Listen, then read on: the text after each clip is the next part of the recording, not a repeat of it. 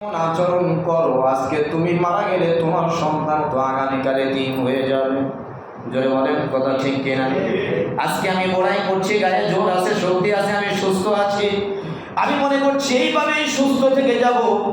মাসের পরে মাস, বছরের পরে বছর, অসুস্থতা যখন আসে মানুষের মনের মধ্যে দুর্বল হয়ে যায়, তখন মানুষ বলতে থাকে, আল্লাহ তুমি আমাকে বাঁচায় দাও, আমি জিন্দেগিতে যা অপরাধ করেছি আল্লাহ তুমি মাফ করে দাও, আর কোনোদিন অপরাধ করবো না। এই মানুষটা যখন সুস্থ হয়ে যায়, অসুস্থ অবস্থায় ছিল, তার শরীর দুর্বল ছিল, মারাত্মক অসুস্থ ছিল, সে আল্লাহকে ভুলে যায়। ভুলে গেলে হবে না, ভুলে গেলে হবে না। আল্লাহ তাআলা বলেন, গোলাম এতিমদের সঙ্গে কখনোই তুমি রূঢ় আচরণ করো না, রূঢ় আচরণ করো না, খারাপ আচরণ করো না।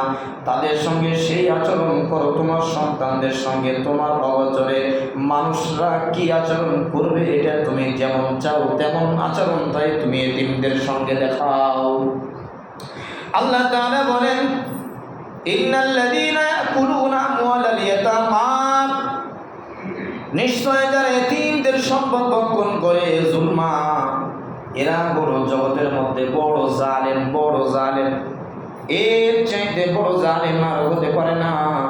ইয়াকুলুনা ফি বুতুনিহিম নারা, সূরা নিসার 10 নম্বর আয়াতের মধ্যে রব্বে কারীম বলেন, ইয়াকুলুনা ফি বুতুনিহিম নারা, এতিমদের সম্পদ খেলো, তার মানে শুধু সে সম্পদ খেলো না, বরং ফি বুতুনিহিম নারা, জাহান্নামের আগুনকে তার পেটের মধ্যে ঢুকায় নিল।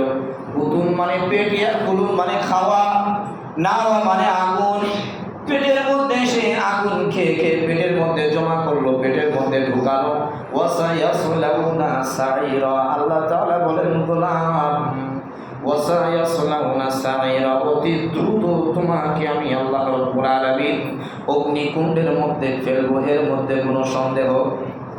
জোরে বলেন আছে? কুরআনুল কারীম যদি আমরা বিশ্বাস করি, একজন মুসলমান নাই যে কুরআনুল কারীম বিশ্বাস করে না। বর্তমানে ইলেকট্রিক্স মিডিয়ার মাধ্যমে বিভিন্ন জায়গায় কুরআনুল কারীমের সঙ্গে বেয়াদবি করার কারণে বিভিন্নভাবে তাদেরকে আল্লাহ তাআলা লাঞ্ছিত করছেন। দেখছেন তো আপনারা, অনেক সময় দেখা যায় কুরআনুল কারীমের উপরে, যদিও সেই ঈমান আনে নাই, মুসলমান না, কিন্তু এরপরেও তো মুসলমানদেরকে হেনস্থ করার জন্য কুরআনুল কারীমের উপরে পা রেখে দাঁড়াইছে। আল্লাহ তাআলা তাকে পশুতে পরিণত করে দিয়েছে। এমনটাই বিভিন্ন জায়গায় দেখা যায় কি যায় না বাবা? কুরআনুল কারীমের সঙ্গে বেয়াদবি করেছেন, রব্বে কারীম দুনিয়াতেই বিচার করেছেন।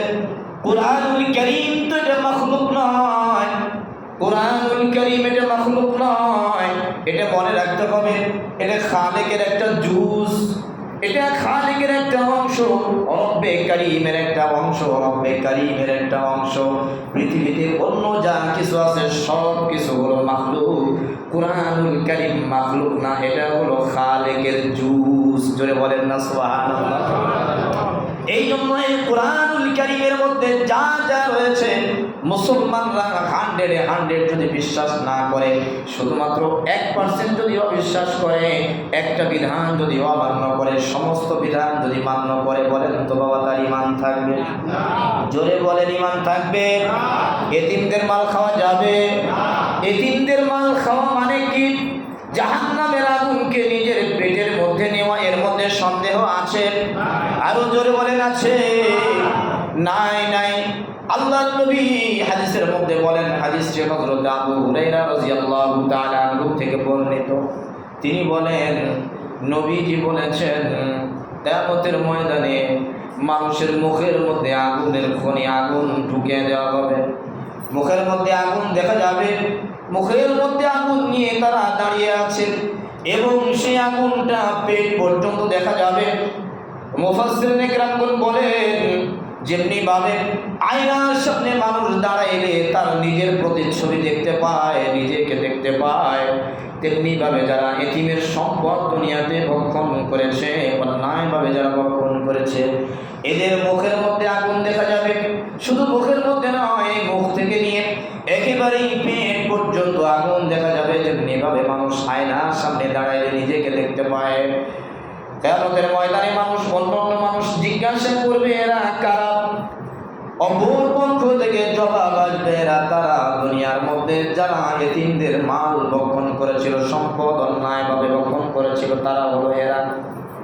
নবীজি হাদিসের মধ্যে আরো বলেন, কিয়ামতের ময়দানে এমন একটা সম্প্রদায় জাগ্রত হবে, এমন একটা সম্প্রদায় একদিকে দাঁড়িয়ে থাকবে, তাদের ঠোঁটগুলো উষ্টের ওট যে রয়েছে ওটের ঠোঁটের মতো মোটা হবে, এবং এদের পেটের মধ্যে এই মুখ দিয়ে আগুন ঢুকায় দেওয়া হবে, আগুন ঢুকায় দেওয়া হবে, মুখ দিয়ে আগুন ঢুকানো হবে, পেট দিয়ে পিছনের রাস্তা দিয়ে আগুন সহ, শুধু আগুন বের হবে না, নাড়ি বুড়ি পর্যন্ত বের হয়ে যাবে। এদেরকে দেখলেই কিয়ামতের ময়দানে অন্য অন্য মানুষগণ বুঝবে এরা কারা। এরা দুনিয়ার মধ্যে এতিমদের সম্পদ যারা ভক্ষণ করেছিল, এরাই হলো তারা। আল্লাহর নবী বলেন, এদের মুখের মধ্যে যখন আগুন ঢুকায় দেওয়া হবে, আপনারা মনে করছেন আমি শুধু বলছি আর আপনারা শুনছেন, এতটুকুর মধ্যে ক্ষান্ত নয় বাবা। জাহান্নামের আগুন যেই জায়গায় লাগবে সেই জায়গায় জ্বলবে না। আল্লাহ তাআলা বলেন, আল্লাতী তাত্তালিউ আলাল আফিদা, দুনিয়ার আগুন যেই জায়গায় লাগানো হয় সেই জায়গা থেকে কেবল পড়ে যে শুধু